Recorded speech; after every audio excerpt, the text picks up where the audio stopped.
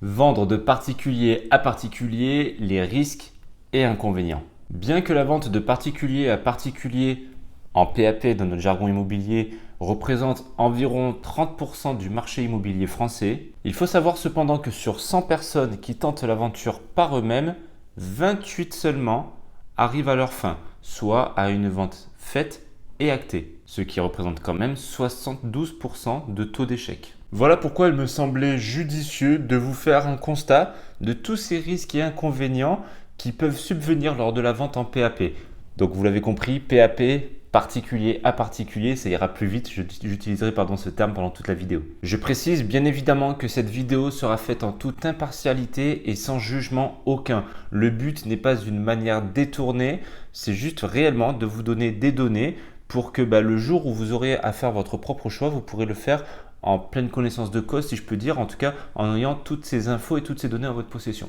Mais avant de commencer, laissez-moi me présenter. Pour ceux qui ne me connaissent pas encore, moi c'est Michael Deveza, conseiller en immobilier sur le secteur de Pignan et ses alentours. Et vu que le sujet de la vidéo s'y prête complètement, laissez-moi vous rappeler que je mets à votre disposition un e-book. Cet e-book s'intitule Le guide complet pour vendre son bien immobilier. Cet e-book, je l'ai spécialement conçu, écrit, rédigé pour vous aider à vendre votre bien immobilier et ce dans les meilleurs délais au meilleur prix possible. Le lien de téléchargement va se retrouver en description de cette vidéo. C'est totalement gratuit, offert et sans engagement aucun. Ce serait donc dommage de s'en priver, je pense. Mais revenons à nos moutons, les risques et inconvénients de la vente en PAP.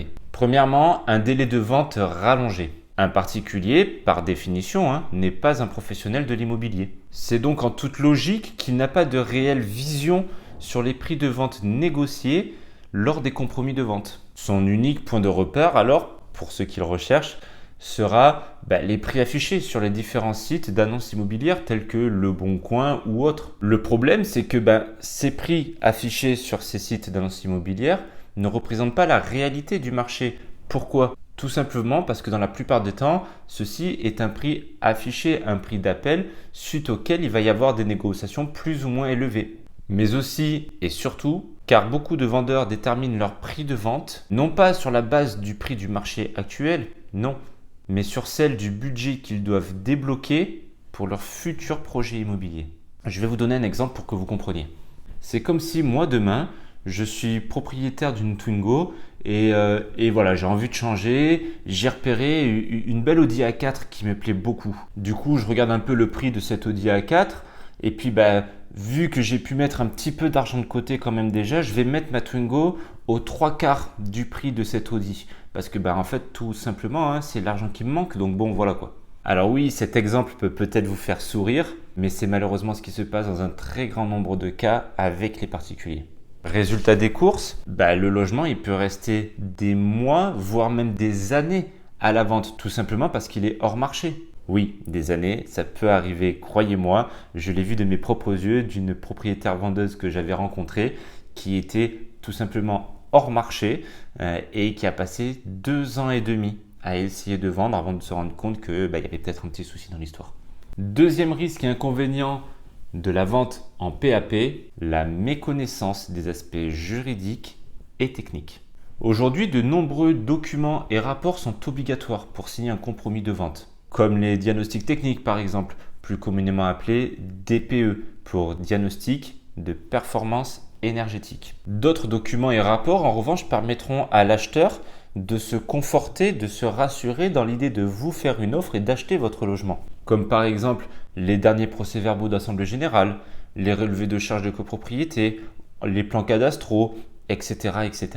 Or, bien souvent, les propriétaires vendeurs en PAP ne se soucient que trop peu de ce genre de documents qu'ils jugent alors secondaires ou tout simplement d'un coût trop élevé. Ils se disent alors qu'il sera toujours à temps de pouvoir réunir ces documents à la dernière minute lors du passage chez le notaire. C'est bien évidemment une erreur importante de chez importante et ce pour plusieurs raisons. Non seulement car certains de ces documents mettent du temps à arriver et à être en notre possession, mais surtout car l'acheteur, lui, cette personne qui attend ces documents, il risque de prendre peur en toute logique. Normal, si vous n'avez pas tous ces documents à lui fournir, c'est peut-être que vous avez quelque chose à cacher. C'est donc tout naturellement, on ne pourra pas lui en vouloir, qu'il va continuer ses visites au risque de soit annuler l'offre qu'il vous a faite à la dernière minute ou tout simplement renoncer de vous en faire une pour se positionner sur un autre bien. Car celui-ci aura déjà tous les documents, montrera patte blanche et donc du coup ça apportera un sentiment de confiance quelque part.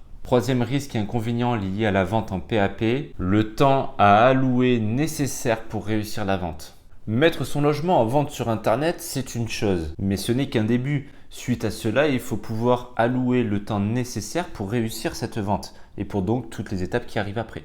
Ça commence par exemple par traiter les différentes demandes par mail ou encore les différents appels, et Dieu sait qu'il y en a, et bien souvent à des horaires auxquels on ne s'attend pas. Mais ce n'est pas tout. Une fois ces mails et ces appels traités, il va falloir trouver le temps de faire visiter votre logement. Et bien évidemment, qui dit faire visiter, dit également trouver le temps de mettre le logement en condition à être visité. Il faut que le bien il donne envie d'être acheté. Donc de ce fait, il faut qu'il soit propre, rangé, etc., etc. Je ne vais pas m'attarder sur ce sujet. Je traite déjà cela en profondeur dans une précédente vidéo. Je vous invite juste à aller faire un petit tour. En toute logique, recevoir ces visiteurs empiétera fortement sur votre temps, que ce soit du temps qui sera consacré à votre famille ou à vos amis ou encore à votre travail. Bien souvent et beaucoup sur votre travail. Au risque sinon de passer à côté de cet acheteur potentiel qui lui aura les fonds prêts à pouvoir acheter votre logement. Et déjà que tout ce que je viens de vous dire est vrai s'il s'agit là du logement dans lequel vous habitez au quotidien, tout ceci est donc décuplé s'il s'agit là d'un bien que vous n'occupez pas, qui se trouve à une certaine distance de là où vous vivez, où vous travaillez, ou pire encore s'il est bien plus loin. Car en toute logique, il va falloir prévoir la distance, le délai et toute cette logistique qui vient avec. Tout ceci, bien évidemment, sans compter sur les retards fréquents de ces visiteurs, de leurs commentaires déplacés lors de la visite qu'il va vous falloir prendre avec du recul, même si ceux-ci sont offusquants, des rendez-vous non honorés à la dernière minute sans être prévenus, un lapin en quelque sorte, ou encore de personnes qui viennent visiter votre appartement ou votre maison pour se rendre compte une fois sur place qu'en fait ça ne correspond pas du tout au projet qu'ils avaient. Quatrième risque et inconvénient lié à la vente en PAP, le risque réel que cette vente n'aboutisse pas. En effet, un particulier qui met son bien à la vente ne peut jamais avoir la certitude que ce potentiel acheteur aura les fonds nécessaires pour pouvoir acheter son logement.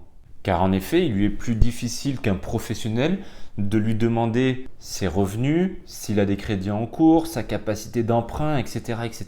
Résultat, le risque de signer un compromis de vente qui n'ira pas à son terme est quand même relativement grand, disons-le. Et c'est encore là un temps précieux de perdu, car généralement, la durée pour savoir si notre prêt est accepté ou pas est de l'ordre de 2 mois. Et pendant ces 2 mois, bien souvent, on ne fait plus visiter parce qu'on pense avoir trouvé la personne. Donc on se projette déjà, on va déjà visiter des nouvelles maisons, des nouveaux appartements. Peut-être même que ça peut être encore plus gênant si vous avez signé un pré-relais pour vous engager sur un autre bien. Parce que vous étiez tellement sûr de vous que c'est bon, vous avez lancé la machine de votre côté. Et enfin, cinquième risque et inconvénient lié à la vente en PAP, les autres risques encore plus graves. Désolé, j'ai pas trouvé d'autres mots.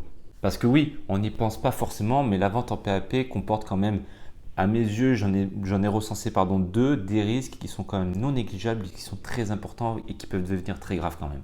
Premièrement, qui peut vous prouver que ce visiteur qui vient chez vous aujourd'hui ne vient pas visiter avec en réalité un objectif, un but beaucoup plus mesquin? J'entends là celui d'effectuer un repérage en vue d'un potentiel futur cambriolage. Ne souriez pas, ce risque existe bel et bien, c'est déjà arrivé plusieurs fois. Dans ce cas-là, recourir à un professionnel de l'immobilier élimine considérablement, pour pas dire quasi totalement, ce risque-là. Car les professionnels de l'immobilier sont eux seuls, en capacité de pouvoir demander une pièce d'identité et de retracer, référencer l'ensemble des visiteurs qui sont venus visiter votre logement. Et en toute logique, ces potentiels cambrioleurs ne veulent pas être repérés, ils ne veulent pas qu'il y ait une trace écrite de leur passage. Donc ils éviteront les biens où les agents immobiliers vont demander des pièces d'identité. Deuxième risque, il peut également arriver que l'acheteur se sente lésé après son achat, et ce pour plusieurs raisons. Vice caché, superficie du terrain d'une pièce ou de la globalité du logement qui est erronée, etc., etc.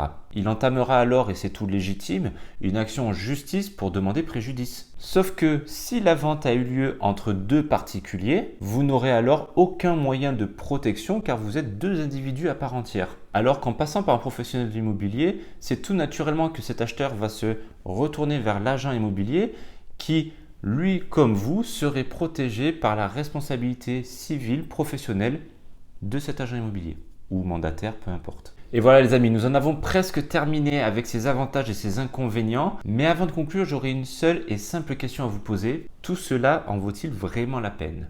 Je ne dis pas que les transactions en PAP n'arrivent jamais à terme, ne s'effectuent jamais. Comme on l'a vu au début de la vidéo, environ 30% du marché immobilier français est conclu par ce canal-là, des ventes entre particuliers.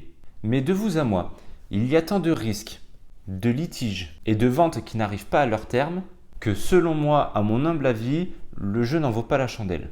Ce n'est d'ailleurs pas pour rien que dans la plupart des pays du monde et principalement dans les pays anglo-saxons, le PAP a été tout simplement aboli et n'existe plus. Prenons l'exemple des USA par exemple. On le sait, là-bas les gens sont très procéduriers, mais ils sont aussi et surtout très pragmatiques. Du coup, vu qu'ils sont prudents et qu'ils ont conscience que cela peut prendre beaucoup de temps et d'enjeux juridiques et financiers, ils préfèrent tout naturellement confier cette tâche-là, cette partie-là à un professionnel. Car ils ont compris en réalité qu'ils n'ont ni le temps, ni les connaissances requises pour vendre leur logement dans les meilleures conditions. Car je n'ai pas abordé volontairement dans cette vidéo le sujet de la négociation, qui, soyons honnêtes, est quand même un des facteurs importants de la vente, mais un facteur pour lequel ça demande de l'expérience, de l'entraînement, du savoir-faire, du sang-froid, bref tout ça quoi. Ces anglo-saxons préfèrent alors sécuriser la vente et le prix de vente de leur logement plutôt que de grappiller 5 à 10% des frais d'agence au risque de se retrouver plus tard en procès qui lui serait bien plus coûteux que 5 à 10%. Mais en France, voilà, on est encore un peu récalcitrant, on fonctionne encore à l'inverse. Et voilà les amis, nous en avons terminé avec cette vidéo. J'espère qu'elle vous aura plu, j'espère vous avoir appris quelque chose. Je vous invite à me donner vos ressentis dans les commentaires juste en dessous. Quoi qu'il en soit, je vous souhaite de bonnes visites, une bonne vente et je vous dis à bientôt pour une prochaine vidéo.